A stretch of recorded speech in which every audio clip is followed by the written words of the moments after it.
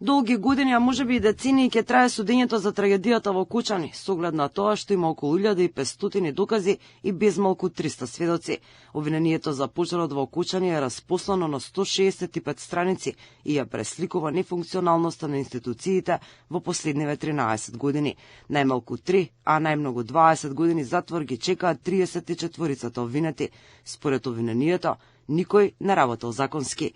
Во периодот од 2012 година до 16.3.2025 во Кочани, Виница, Штип и Скопје повеќе одговорни службени лица и други непознати службени одговорни лица заеднички со учество во действие на извршување на кривично дело или со друг особен придонес воопшто не постапиле според прописите и техничките правила за мерките за заштита и со тоа предизвикале опасност за животот и телото на луѓето, како и имотот од големи размери. Проектантката на објектот, обезбедувањето, пазарните, градежните и локалните инспектори, службеници од Министерството за економија, тројцата поранешни градоначалници и двајцата поранешни министри не вршеле контроли и инспекции, а само еден зел мито.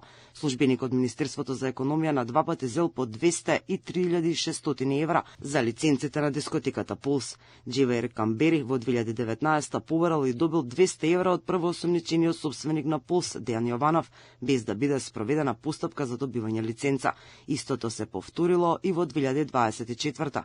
Тогаш митото било поголемо. Со овој подпис и со службен печат овозможил правење службена исправа со невистинита содржина, лиценца за вршење на угостителска дејност, што се издава согласно член 20 од Законот за угостителска дејност на начин што, откако предходно од обвинетиот Дејан Јованов побарал парична награда во просториите на Министерството за економија.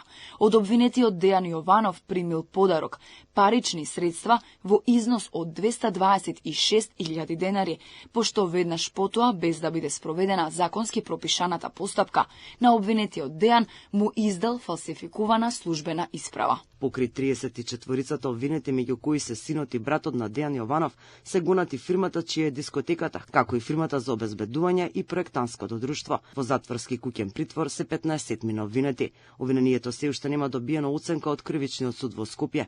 Најверојатно ќе се суди во големата судница во Идризово, бидејќи во Кочанскиот суд немаше судии. Според праксата, ваквите судски процеси во Македонија траат цела вечност и завршуваат неславно. Јавноста ги памети змиско око, армиско оружје, тенковски делови и ред други, судења што трае повеќе од 10 години, а повеќето застареа или се уште се судат.